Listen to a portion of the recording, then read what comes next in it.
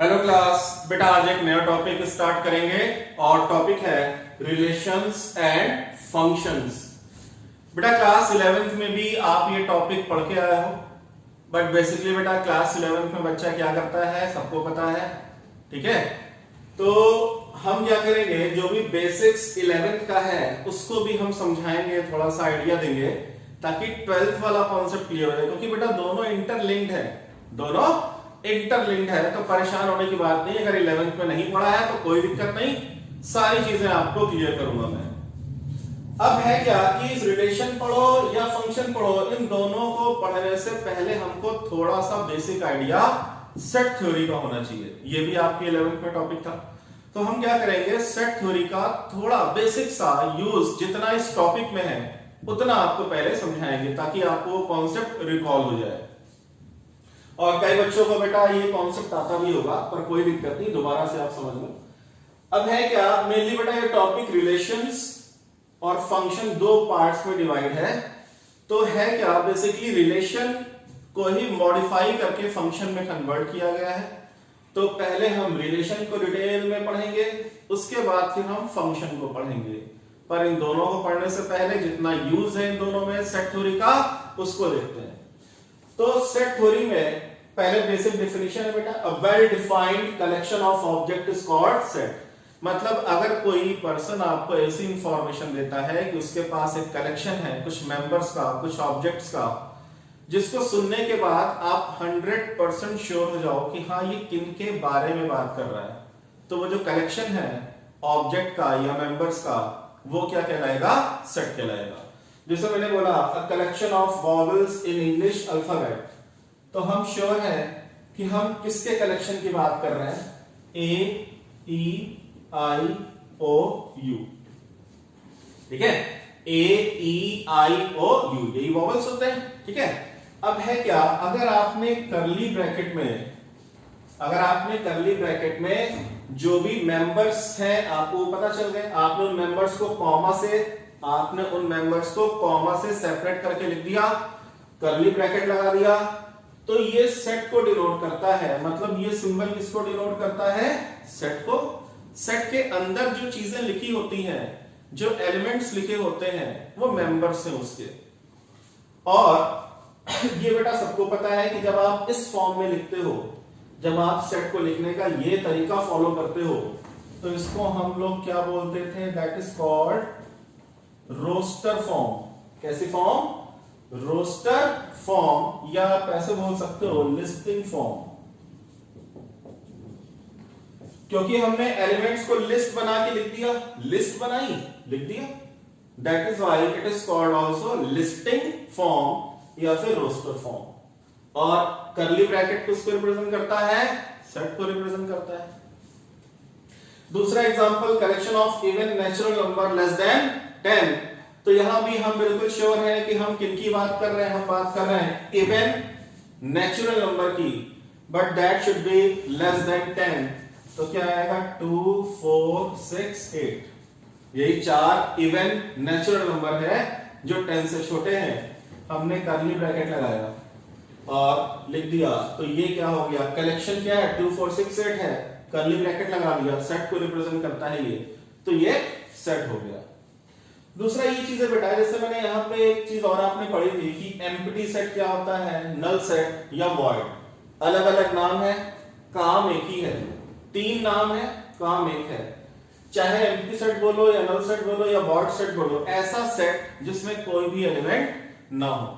जैसे आप देखो, मैंने ये सिंबल बनाया, ये सिंबल किसका है, सेट का है, तो मैं बोल रहा हूं ये सेट है, ये सेट को रिप्रेजेंट करता है। बट इसके अंदर कोई भी एलिमेंट, इस बॉक्स के अंदर तो कुछ नहीं दिख रहा है ना, खाली है, तो ये किसको रिप्रेजेंट करता है, एम्प्टी सेट को, या आप बोल सकते हो वॉइड सेट है या फिर नल सेट है।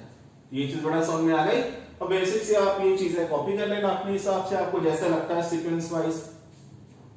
दूसरा बेटा ये पढ़ाया था कि एक तो रोस्टर फॉर्म में था, एक रोस्टर फॉर्म में रिप्रेजेंट कर सकते हैं, दूसरा एक होता था सेट को लिखने का सेट बिल्डर फॉर्म। दूसरा फॉर्म सेट को लिखने का क्या पढ़ा था हम लोगों ने क्लास 11th में, set builder form. Set builder form के लिए भाई सेट का सिंबल तो बनाना ही पड़ेगा। अब इसके अंदर हमको एलिमेंट्स नहीं लिखने हैं, इसके अंदर हमको एलिमेंट्स नहीं लिखने हैं, बल्कि हमको क्या करना है, जो भी इंफॉर्मेशन है उस इंफॉर्मेशन से एक प्रॉपर्टी बनानी है। मतलब एक ऐसी चीज हम अंदर लिख दें प्रॉपर्टी में, जो अगर प्रॉपर्टी को रीड कर ले, प्रॉपर्टी रीड करने के बाद हम ये बता पाए कि हम किसकी बात कर रहे हैं। मतलब हमको यहां पे लिखने का तरीका क्या होगा, इस सेट के अंदर क्या आएगा, x कोई मेंबर होगा, x क्या है, मेंबर ऑफ दिस सेट। फिर हम ये दो डॉट बनाएंगे, इसको हम क्या बोलेंगे, सच दैट। क्या बोलेंगे बेटा, सच दैट। अब अंदर हमको x एलिमेंट लिखना है। अब इस एलिमेंट की प्रॉपर्टी लिखो कि x क्या रिप्रेजेंट करता है। तो हमने लिखा x is a vowel in English alphabet। मतलब ये बेटा रोस्टर फॉर्म हो गई, और इस तरीके से लिखने का जो तरीका है सेट को, यही फॉर्म कहलाता है सेट बिल्डर फॉर्म।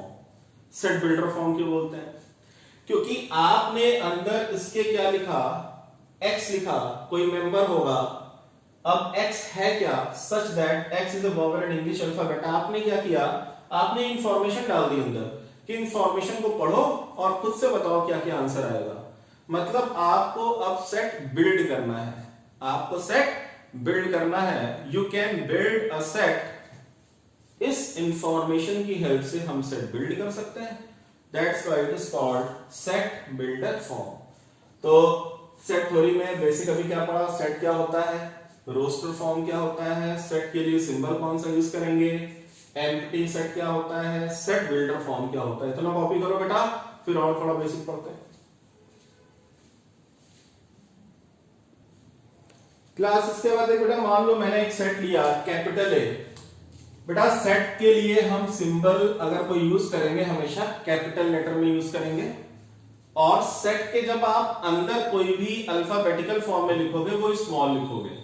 ठीक है, मान लो अगर मैंने कोई सेट बी लिया और अंदर हम एलिमेंट्स को अल्फाबेट फॉर्म में लिखना चाहते हैं तो स्मॉल फॉर्म में लिखेंगे।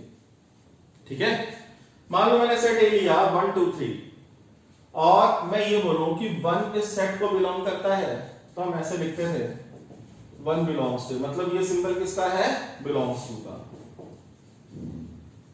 बिलोंग्स टू का। ठीक है, मान लो मैंने लिखा 4, आप बताओ 4 क्या ए के अंदर है, तो आप बिलोंग्स टू का सिंबल बनाओगे, कैंसिल कर दोगे, तो इसका मतलब ये किसका सिंबल हुआ, तो आप लिखोगे 4 डजंट बिलोंग्स टू ए, मतलब ये किसका सिंबल है, डज नॉट बिलोंग्स टू। है बेटा बेसिक चीजें, आसान चीजें हैं, पर समझानी जरूरी है क्योंकि कुछ बच्चों ने यही नहीं पढ़ा होगा क्लास 11 में। ठीक है, तो this is a symbol of belongs to, this is a symbol of not belongs to. इसके बाद हम लोगों ने पढ़ा था बेटा सबसेट। सबसेट तो मैं यहां से इसको डिवाइड कर रहा हूं सब सेट। ठीक है, तो जैसे मैंने अगर एक सेट लिखा, मैंने लिखा 1 लिखा, फिर मैंने लिखा यहां पे एक सेट सी लिखा, मैंने लिखा 1 2 लिखा, तो मैं ये देखूंगा कि कोई भी गिवन सेट किसी दूसरे सेट का सबसेट है या नहीं है। तो उसके लिए बेसिक कंडीशन ये है, जैसे B में हमने देखा 1 है, तो अगर B सेट का हर एक एलिमेंट, B सेट का हर एक एलिमेंट A में प्रेजेंट होगा तो B क्या कहलाएगा, A का सबसेट कहलाएगा। तो हमने देखा कि B में 1 है और A में भी 1 है, तो B A का क्या हो गया, सबसेट। तो सबसेट का मतलब क्लियर हो गया। सबसेट का सिंबल बेटा ये होता है। ठीक है, आप ये C बनाते हो, ये ऐसे सोचो आप U बनाते हो, this is a symbol of U, तो आप U को ऐसे हॉरिजॉन्टल में लिख दो, ये किसका सिंबल है, सबसेट का। अब यहां से बताओ B A का सबसेट है क्योंकि B का हर एक एलिमेंट C में है, तो हम लिखेंगे B is a subset of A, B A का सबसेट है। आप बताओ C A का सबसेट है या नहीं है, C में 1 और 2 है, यहां भी 1 और 2 है, तो हम बोलेंगे C का हर एक एलिमेंट A में है, तो C भी A का सबसेट हुआ। तो हो गया C is a subset of A। मान लो मैं एक सेट डी लिख दूं, मैंने लिखा 1 2 3, मैं बोलूं क्या डी ए का सबसेट है, क्या डी ए का सबसेट है? तो बस बेटा सबसेट की कंडीशन ये है कि इस डी सेट का हर एक एलिमेंट ए में होना चाहिए। तो 1 भी है, 2 भी है, 3 भी है, तो हम लिखेंगे D is also a subset of A, D भी A का सबसेट है। दूसरा ये है, मैंने बोला क्या A B का सबसेट है, रिवर्स ऑर्डर में चलते हैं, B तो A का सबसेट है, क्या A B का सबसेट है? तो बेटा A का हर एक एलिमेंट B में तो है नहीं, तो हम ऐसे लिखेंगे A not subset of B। Subset का सिंबल बनाएंगे, क्रॉस कर देंगे, तो मतलब A B का सबसेट नहीं है। आप बताओ C A का सबसेट है, ये तो सही है, क्या A C का सबसेट है? A में 1 2 3 है, A का हर एक एलिमेंट C में होना चाहिए, तो A का हर एक एलिमेंट C में तो है नहीं, तो आप क्या लिखोगे? A C का सबसेट नहीं। अच्छा इधर D पे आते हैं, D तो A का सबसेट है, आप बताओ A D का सबसेट है? D का हर एक एलिमेंट A में था, तो D A का सबसेट हो गया। अब हम कन्वर्स देख रहे हैं, आप बताओ A का हर एक एलिमेंट, A का भी हर एक एलिमेंट D में प्रेजेंट है, तो हम बोलेंगे A भी D का सबसेट है। तो यहां से कंक्लूजन क्या निकला कि अगर D A का सबसेट है, A D का सबसेट है, अगर दो सेट दोनों एक दूसरे के सबसेट हो जाए, ये तभी पॉसिबल है जब दोनों सेट इक्वल हो। जैसे आप देखो D में 1 2 3 लिखा है, A में भी 1 2 3 लिखा है, दोनों सेट इक्वल ही लिखे हैं, दिखाई भी दे रहे हैं। तो बेसिकली कई बार हम 11th में चीज प्रूव करते थे कि मान लो अगर आपको दो सेट को इक्वल दिखाना हो, आपको अगर दो सेट को इक्वल प्रूव करना है, तो हम दिखाते थे कि A एंड B, मान लो दो सेट अगर इक्वल प्रूव करने हैं, तो आप दिखा दो A B का सबसेट है, B A का सबसेट है। तो अगर कहीं पे ये दिखा दिया आपने कि A is a subset of B and B is also subset of A, तो ये तभी पॉसिबल होगा जब A और B सेट आपस में इक्वल होंगे। ठीक है बेटा, तो इतना नोट करो जल्दी से।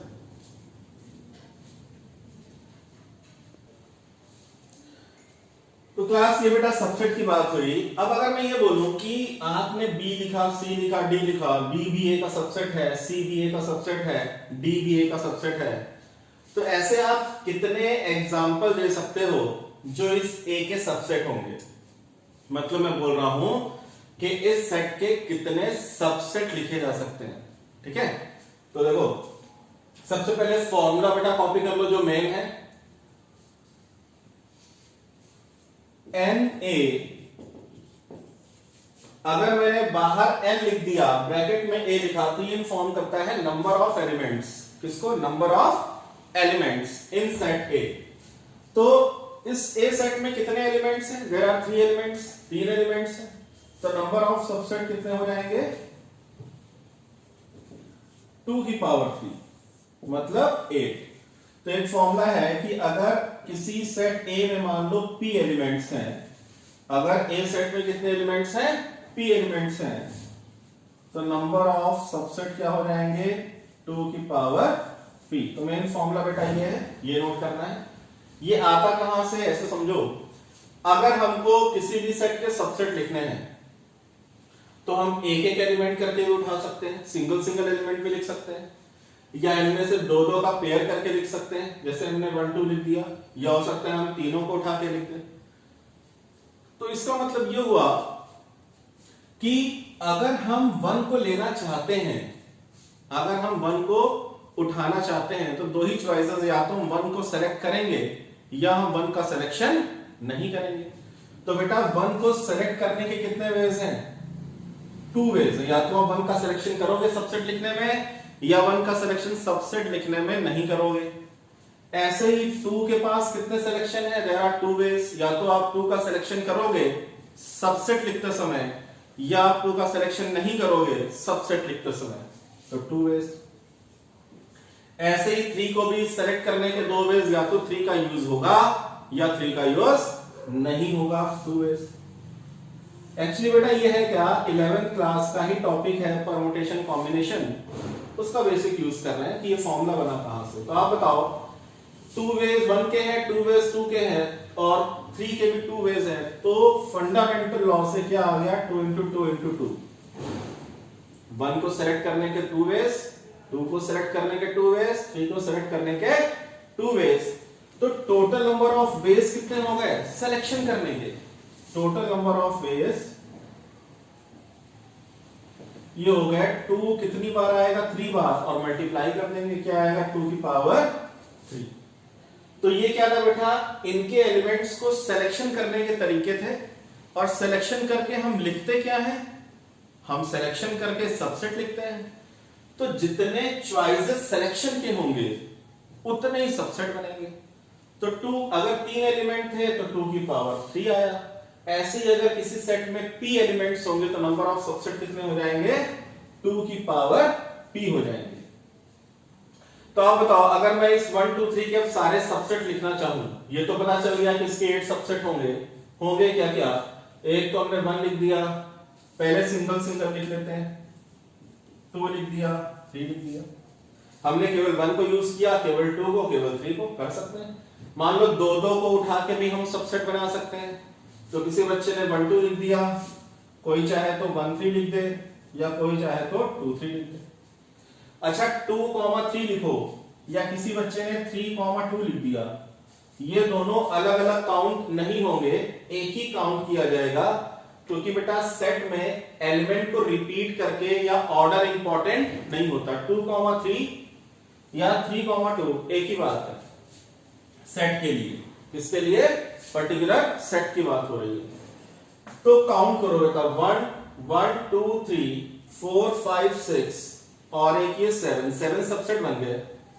अच्छा हमने बोला कि आप 1 को सेलेक्ट करने के कितने वेज हैं 2 वेज हैं। या तो आप 1 को लोगे या नहीं लोगे। मान लो किसी ने 1 को नहीं लिया, हो सकता है ना 1 को ना लिया हो। अब 2 पे आए तो हमने बोला 2 को भी नहीं लेंगे, हमारी चॉइस है, हमने 1 को भी नहीं लिया 2 को भी नहीं लिया। फिर अब 3 पे आए, हमने कहा 3 को भी नहीं लेंगे, हमने कहा 3 का भी सिलेक्शन नहीं करना है, मतलब हमने किसी को सेलेक्ट ही नहीं किया। सबसेट लिखते समय हमारी चॉइस है, हम सिलेक्शन 1 का करें या 2 का करें या 3 का करें या 1 2 का एक साथ कर लें या 2 3 का एक साथ कर लें। हमारा मन आया कि हम किसी को सेलेक्ट ही नहीं करेंगे, मतलब हमने सेट का सिंबल बनाया, फिर सोचा सिलेक्शन किसका करेंगे, फिर हमारे मन में आया कि हमको करना ही नहीं है सिलेक्शन। तो ये भी क्या हो गया, इस सेट का सबसेट हो गया। और इस सेट को बेटा अभी हम लोगों ने क्या पढ़ा है, नल सेट। तो इंपॉर्टेंट पॉइंट बना के लिख लो कि null set is the subset of every set. Null set हर एक सेट का सबसेट होगा। और ये डी क्या है, ये डी सेट क्या है, डी सेट खुद ए के बराबर है। तो 2 पॉइंट यहां पे, 3 पॉइंट मेन काम के थे। एक तो नंबर ऑफ सबसेट ये होंगे, दूसरा मेन पॉइंट ये है कि null set is the subset of every set, ठीक है। और तीसरा मेन पॉइंट ये है कि every set is subset of itself. हर एक सेट खुद का सबसेट होगा, note down.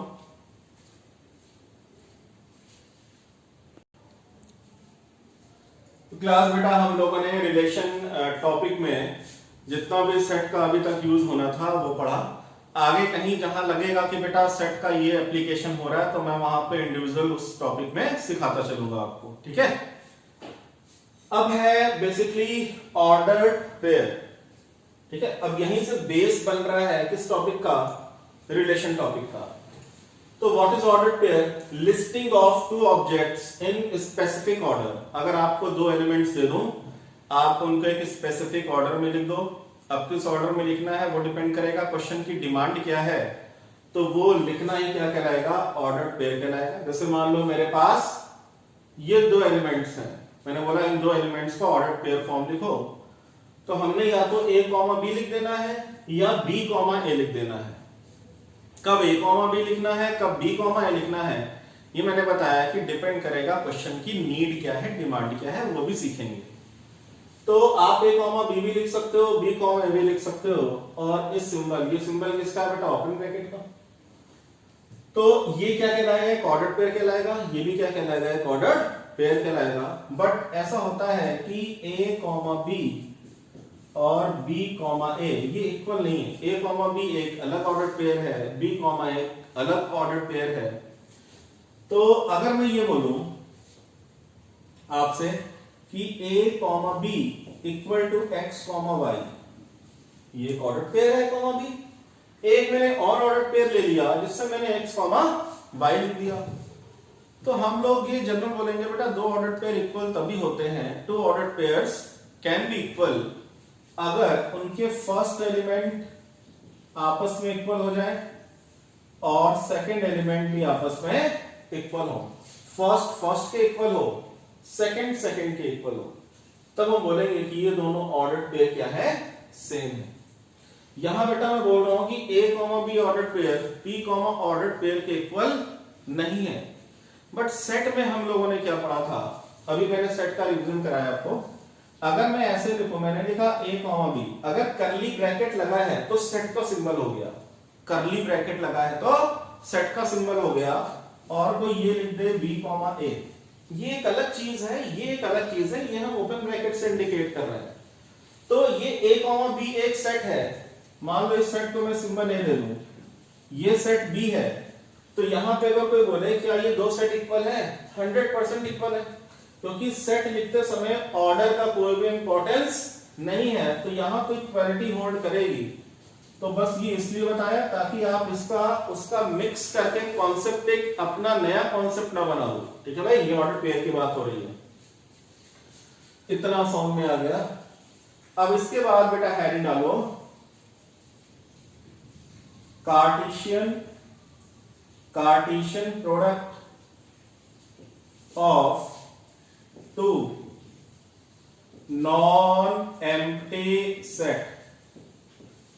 Cartesian product of two non empty set. Non empty का मतलब एलिमेंट के अंदर कम से कम एक एलिमेंट हो, हम उनकी बात कर रहे हैं। ठीक है, तो मान लो क्लास में एक क्वेश्चन से समझाता हूं। मान लो मैंने सेट में लिया a कॉमा बी और सेट बी ले लिया मैंने p q r। Set a हमने a कॉमा बी लिया, b हमने p q r ले लिया, और मुझे ये फाइंड करना है कि इस सेट a का इस सेट b से कार्टेशियन प्रोडक्ट कैलकुलेट करो। तो कार्टेशियन प्रोडक्ट को हम a क्रॉस b सिंबल से इंडिकेट करेंगे, सेट का सिंबल बनाएंगे। बस इसमें करना यह है कि अगर a सेट का सिंबल पहले लगा है, b सेट बाद में लिखा है, तो आप a से b पे जितने भी ऑर्डर्ड पेयर बना सकते हो, सारे ऑर्डर्ड पेयर इस कर्ली ब्रैकेट के अंदर लिखते जाओ। तो a का पेयर p के साथ, a का पेयर q के साथ, a कॉमा q, फिर a का पेयर r के साथ, ऐसे बेटा b का पेयर p के साथ, b का पेयर q के साथ, b का पेयर r के साथ। इसका मतलब a के हर एक एलिमेंट का b के हर एक एलिमेंट के साथ ऑर्डर पेयर बना के हमें a क्रॉस b में लिखते जाना है। अगर ये बोलता b क्रॉस a लिखो, अगर ये बोलता b क्रॉस a लिखो, तो b क्रॉस a में हम क्या लिखते हैं, b क्रॉस a में बस हम करते ही है कि b के एलिमेंट्स को पहले लिखते हैं, a के एलिमेंट्स को बाद में लिखते हैं। मतलब अब p कॉमा a आता, फिर p कॉमा b आता, ठीक है, फिर q कॉमा a आता एंड q कॉमा b आता, फिर r कॉमा a आता और r कॉमा b आता। बस केवल ये डिफरेंस है। तो a क्रॉस b ये हुआ, b क्रॉस a ये हुआ। कैसे लिखना है, a क्रॉस b में a के एलिमेंट पहली पोजीशन पे, b के एलिमेंट सेकंड पोजीशन पे ऑर्डर्ड पेयर फॉर्म में कॉपी करना है। अच्छा, अब इन दोनों को देख के बताओ बेटा, यहाँ पे a कॉमा p लिखा है a क्रॉस b में, b क्रॉस a में लिखा है p कॉमा a। तो अभी हम लोगों ने सीखा है कि a कॉमा b और b comma a generally equal होते नहीं। तो a comma p, p comma a बराबर नहीं होंगे, a कॉमा q और q कॉमा a बराबर नहीं होंगे। तो हम ये बोल सकते हैं कि a क्रॉस b के अंदर जो ऑर्डर्ड पेयर लिखे हैं और b क्रॉस a के अंदर जो ऑर्डर्ड पेयर लिखे हैं ये अलग अलग हैं। तो इसका मतलब a cross b not equal to b cross a cross b cross a के बराबर नहीं होगा। बोलो भाई समझ में आ गया। लेकिन एक चीज आप बताओ, अगर मैं ये पूछ लूं, मैंने बोला n a क्रॉस b बताओ, अगर a क्रॉस b बाहर n लगा दिया तो अब वो बात कर रहा है नंबर ऑफ एलिमेंट्स की। ध्यान से सुन बेटा, अगर मैंने a क्रॉस b के बाहर n लगा दिया मतलब हम बात कर रहे हैं a क्रॉस b में एलिमेंट कितने हैं, कितने ऑर्डर्ड पेयर हैं a क्रॉस b में, कितने ऑर्डर्ड पेयर हैं 1 2 3 4 5 6। फिर मैंने ये बोला n b क्रॉस a बताओ क्या है, b क्रॉस a में कितने ऑर्डर्ड पेयर हैं 1 2 3 4 5 6 अगेन 6।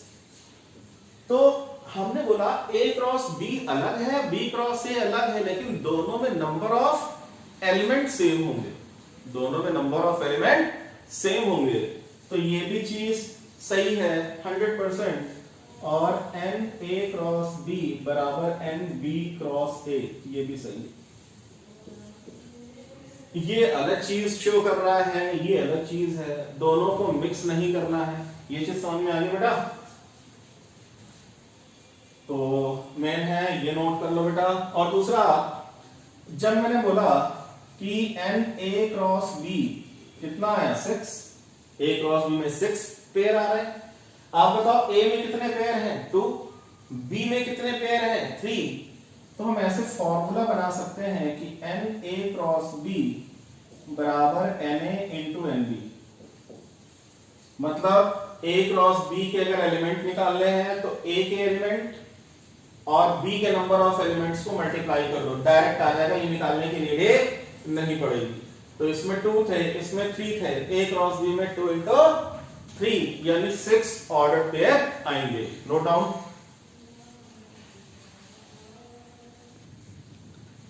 तो क्लास एक छोटा सा क्वेश्चन लिखते हैं बेटा। मैंने लिखा सेट A 1 2 3 है, सेट B 4 5 है, फाइंड A क्रॉस B, मतलब Cartesian product of A and B। क्या करना है, A के एलिमेंट्स पहले लिखने हैं, B के एलिमेंट्स बाद में लिखने हैं। तो A के एलिमेंट की पेयरिंग, A के हर एक एलिमेंट की पेयरिंग B के हर एक एलिमेंट के साथ करनी है। क्या होगा 1 4 1 5 फिर 2 4 2 5 एंड 3 4 3 5। क्लास ये बड़ा आसान था, A क्रॉस B हमने कैलकुलेट कर लिया।